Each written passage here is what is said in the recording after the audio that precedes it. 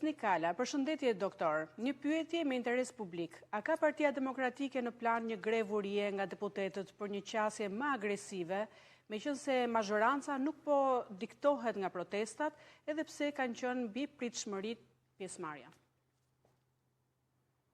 Besnik, Partia Demokratike ka në plan dhe në projekt të gjitha format e mosbindjes civile dhe është në zbatim në tyre.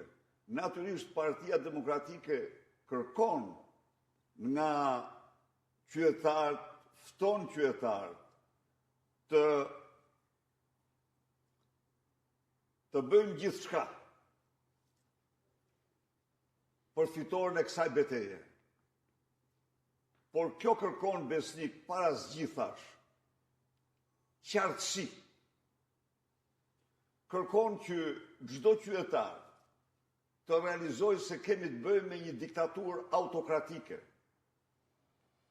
në të cilën gjitha pushtetet janë të përqendruara në një dorë, në të cilën institucionet përdoren për të shtypur pluralizmin, e cila paguan qindra milion euro për të mashtruar shqiptarë dhe botën, e cila ushtron formën më të rëndë të censurës dhe manipulimit mediatik të opinionit publik, vjedh dhe plaçkit çdo ditë, miliona.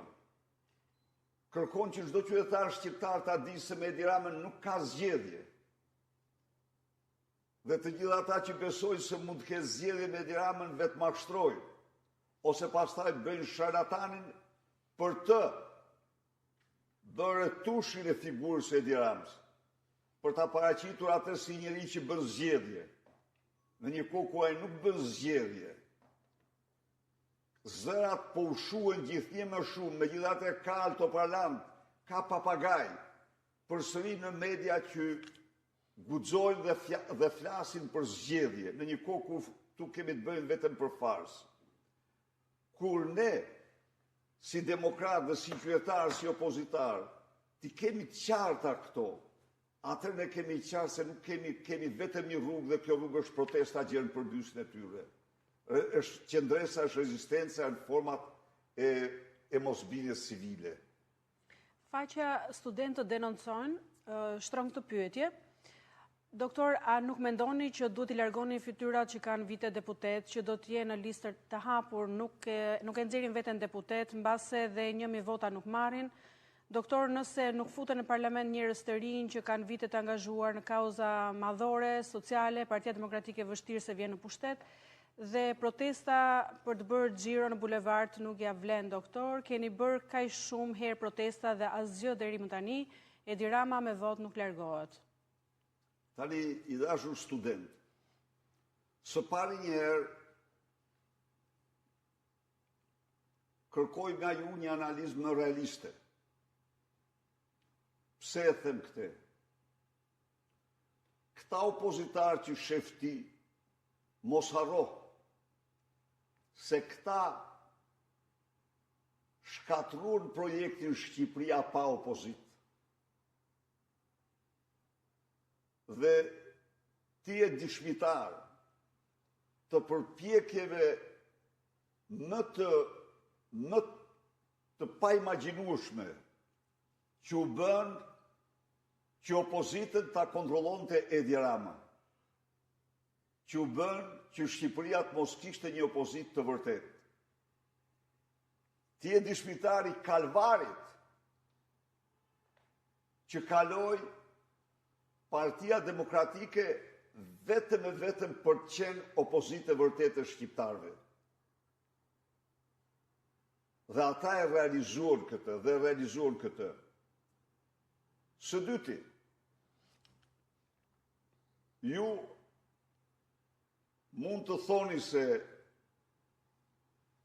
ka që kanë qenë në PD, po duhet rinovuar. Rinovimi jam plotësisht dakord, vetëm të garantoj që mbi 40%, mbi 40% e listës deputetëve janë të rinovuar. Prandaj propaganda është njëra anë, a realiteti është ana tjetër. Së treti, në qoftë se shef ti qeverin narkoqeverinë aktuale, ju siguroj se në Partitë Demokratike vetëm një personalitet i saj ka të gjithë ekspertizën që ka organizata kriminale e Tiranës e marrë së bashku. Partia Demokratike ka personalitetet të formuara, të shquara në fusha, në të gjitha fushat, të pakrahasueshme me këtë qeveri ignorantësh që vjedhin nga mëngjesi në darkë. Ju i keni pa vetë se si janë. S'dalin dot në një studio televizive, ministra që s'dalin dot në një studio televizive, që s'përballojnë dot një debat. Ministra të cilët nuk marrin dot një pyetje nga gazetar, por marrin përsipër të bëjnë rolin e kronista apo gazetarës duke recitua ato që ju thotë Edi Rama. I dashur student, nuk duhet të krahasosh të pakrahasueshmet sepse nuk të shërben. Së fundmi, ju thoni protestat. Jo, protestat që kemi bërë ashtë absolutisht kanë patur efektin e tyre madhor në botë. Janë këto protesta të cilat kanë rezonuar në të gjithë kryeqytetet e kancelarisë e votës se shqiptarët janë ngritur kundër korrupsionit të kujt, të Lubi Balluku dhe Edi Ramës. Imagjinoje pak sikur të mos ishin këto protesta, si do të dukeshim ne shqiptarët si një komb i shtypur nga korrupsioni.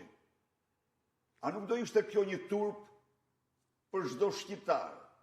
Pra, në një farë aspekti këto protesta mbrojnë dhe mbrojtën dignitetin e kombit shqiptar dhe qytetarëve të ndershëm shqiptar. Po kjo kërkon i dashur student një gjë, që rinia të dalë në krye të këtyre protestave, siç doli në Bangladesh, siç doli në Nepal, siç doli në Sri Lanka. Është koha ose fatin që meritojnë diktaturat autokratike duhet të afirmos gjenerata Z, duhet të afirmosin studentët dhe